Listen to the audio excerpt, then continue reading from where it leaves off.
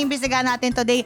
Nagpapatibay ba o nakakasira ng relasyon ang pera? Dumating sa time na yung pride namin sobrang head to head eh. Nakikita ko sa comment sections, parang palamunin ka na, ganto-ganto kasi yung asawa mo masipag. Kung kinakain ka din Kasi ng pride. ako lagi nakikita. okay. Oo. Kasi nag-aaway kaming dalawa na nagsisigawan kami na, di ikaw na magaling. Ikaw nga pag nagme-meeting, akala mo kung sino kang magaling, ganyan. The more you talk about problems about money, mas nagiging less yung stress sa relationship. Yes. Kasi kung selfish lang yung iisipin namin, kung pwede na kayo maghiwalay eh. Kasi that time, di naman din kami kasal. Paano yung life ninyo nung before magjowa pa lang kayo compared to now that you're married? Actually, question ko yan, Lord, ito ba talaga yung mapapangasawa ko? Oo.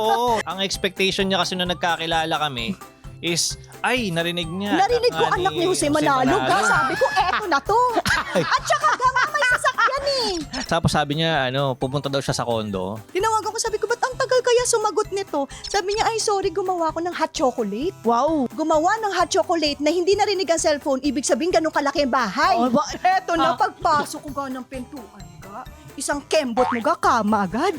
Isang kembot mo ganun CR. Kung ano nagsimula kami, pareho kaming wala.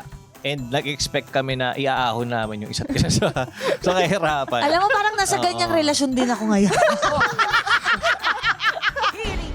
Podcast for honor! Because of this show, ang dami niyong mga taong natatouch yung heart. Pareho pala kami na pinagdadaanan ni Cha. Kung kaya ni Cha, Yes. kaya ko rin. Yes. Kung kaya ni Buboy, kaya ko rin. Yes. Diba? So, thank you so much for this show. Yes. Bye-bye. Oh, Teka, Kuya Ben. available sa YouTube channel ng Yulon, Spotify at Apple Podcasts. Naka-live din po kami kada Sabado ng gabi sa Yulon. Pagkatapos ng Pipita Man na Loto.